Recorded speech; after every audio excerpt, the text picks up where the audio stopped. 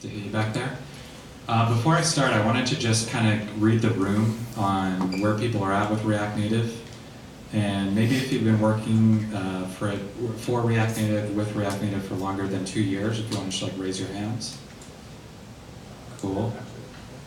Maybe if we do under a year. Awesome. And then under like 6 months or new to React.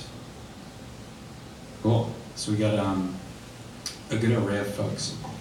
This talk will be kind of geared toward that last bucket, so people who are kind of new to React Native, and also startups looking to hire React Native developers, especially those startups on a tight budget who can't find a good or React Native developer or hire one. This will be kind of lifting from my story to see if it could help your experience. I want to preface this by saying I do not know a lot of things about React Native. I'm still kind of ramping up on a lot of the things, so this talk won't really be about things in React Native. But when Chris asked me, are there things you want to talk about or present, there are two things that I love. One is getting new people to learn certain new technologies or new frameworks, and then building products that absolutely crush it. And so with that, and looking at my past experience, I've only been developing for about 2.5 years, so I'm still pretty new to the career. With those two things in mind, I really wanted to focus on these two questions, which is, how can we as React Native Boston get more people to learn React Native and get excited about it? And then how can we make more products with those people so that the Boston React Native community can get bigger? I don't know where that floaty business guy emoji came from, but he's representing startups. I think he's awesome. So the question I came after to solve both of those was basically how to make onboarding better for new developers and for startups. And I really focused on what better meant. And I made a few assumptions in kind of my thought experiment. So one, I thought of, all right, we're going to have a startup. They're going to need a mobile app. They're going to be strapped for cash. They're going to have a hard time finding a mobile developer. There's going to be a developer who wants to learn React Native who potentially isn't skilled in React Native now, maybe some other language or set of frameworks. And my thesis is that a lot of startups are looking to hire new React Native developers simply because that's kind of their market, finding like there. And so looking into that problem, I looked at it from the startup's point of view. And I think these questions are pretty true of the startup I work for now. They're always curious, is my developer learning? Are they providing business value? How else can I support them? And then how can they ship things faster? And as that developer, I'm always thinking about, what do I learn? What do I learn next that our business will need? And am I learning fast enough? I think especially that last question gives me a lot of anxiety because as kind of a new developer and as React Native keeps developing, I continually think I'm behind. So having some objective framework to figure out, where am I at in learning was pretty important. So kind of my thesis to answer that was I wonder if I could build a roadmap of the things that I wanted to learn, not only that were helpful for me, but also for my company. And I think what I learned in doing that was that my experience so far in working with React Native was that it was going in not knowing some things, and along the way learning those things, and eventually getting more difficult. But the thing that I think made my experience the thing I think that makes my experience still continue is kind of the union between the things that I want to learn and the business requirements that we have at the startup.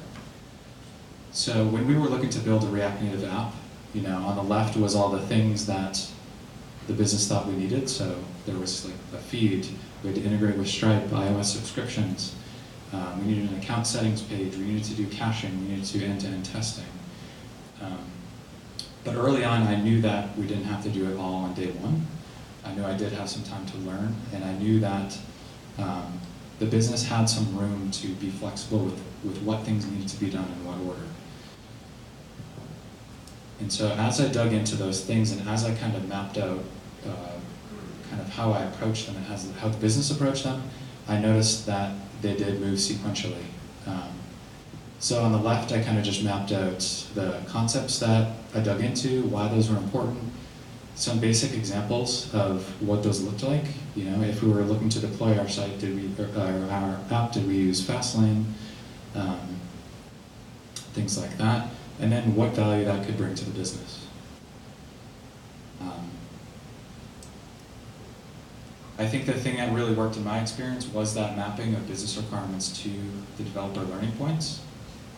Not every startup has the advantage of saying, hey, you're a developer at X, you know X, so go work on X. Sometimes you do need to work on a harder thing that the developer doesn't know.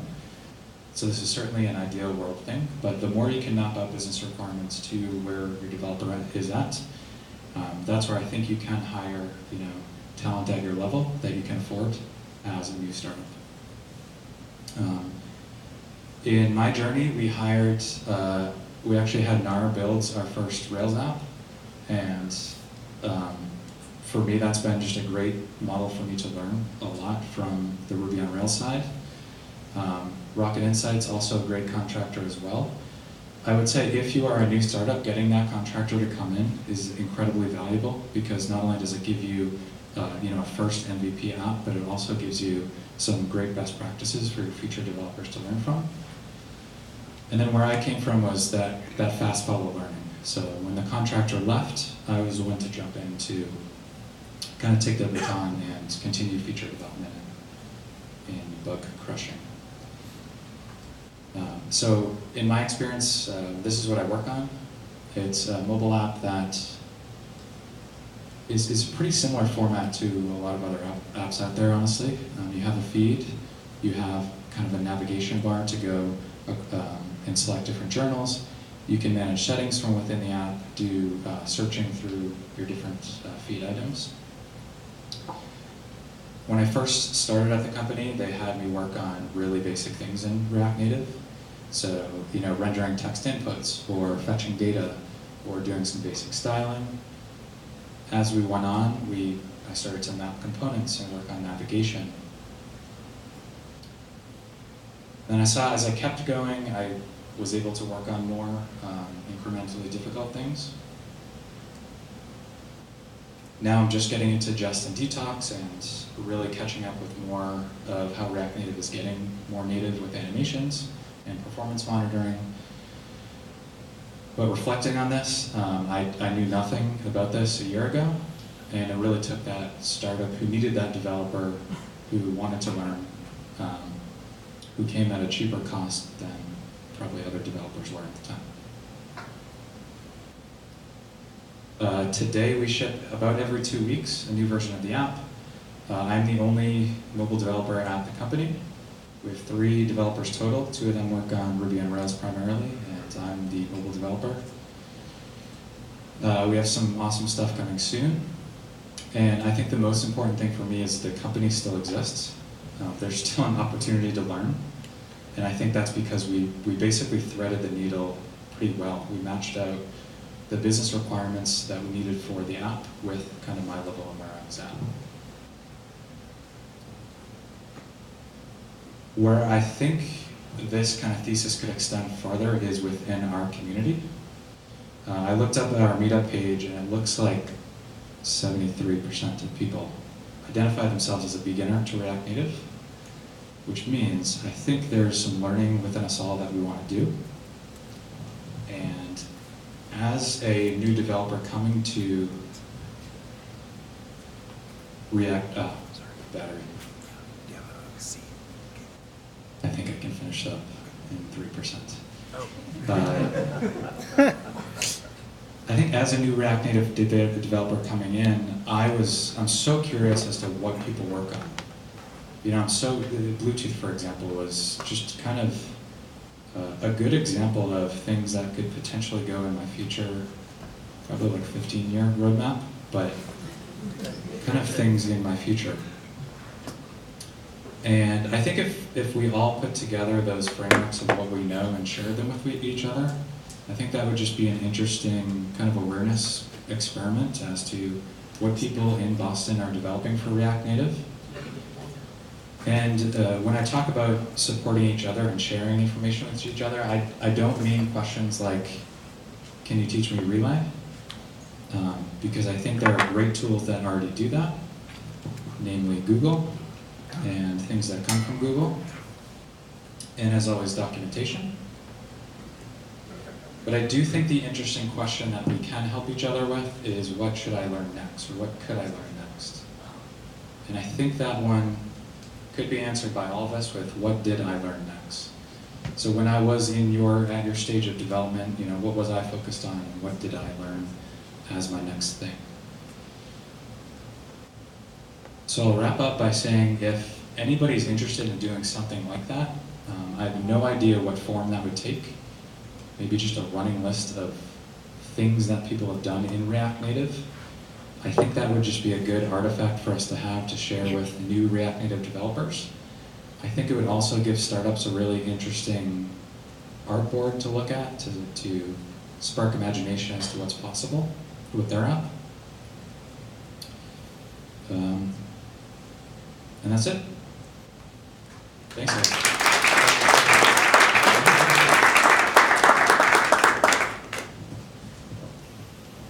We'll have to make sure to post a link to that. Did anyone have any questions for Dave? I have a question. Yeah. It sounds like you're the only mobile developer on your team, so maybe this is something you've experienced, but I feel like for like a brand new dev on a team, the first thing you always have to do is set up your dev environment, and it seems like the documentation is always out of date, and like the person setting up their environment is like the front line of like, oh, this is all wrong, and it doesn't work. And that seems like a really bad first experience, especially for like a really junior dev. It's just like seems like something that we always struggle with at my work, and I'm wondering if you have thoughts about like that pain point. I do. It sucks. Yeah. There's always something that you add on later that you need to, when somebody initializes the app, to know. So I don't have good answers for you. What I got when I started was our contractor was there to answer questions.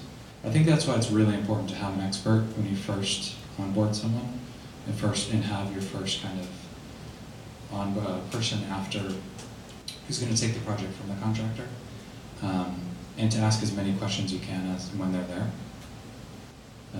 If you're new to React Native, I think for app-specific things, it really just is about documentation, and if there is anything you need to add, always just over-document versus under-document, and then clean it up later.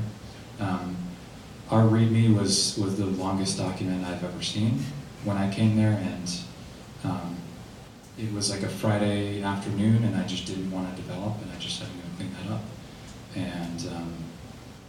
And then I also had one of our other developers try to just run the app from scratch, and that just really helped to find a lot of holes. But yeah, I think if you're missing a key, if you're missing,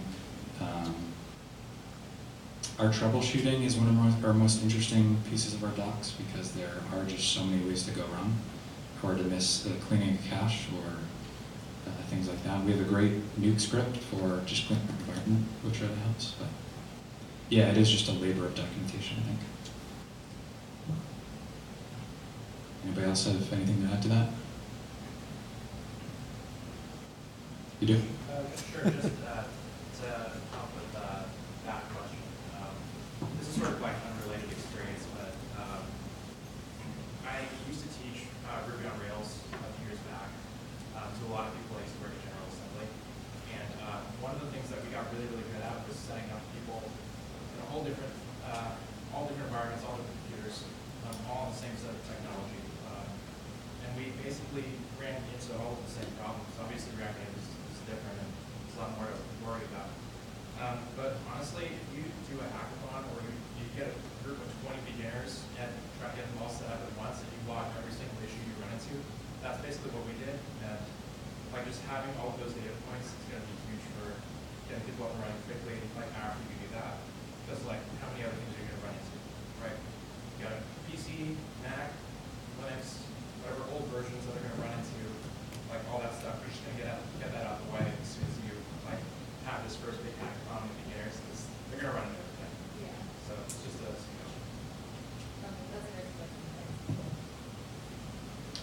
Yeah, and I think if you feel totally screwed too, I would just reach out to the community here, and I'm sure somebody could give you 15 minutes.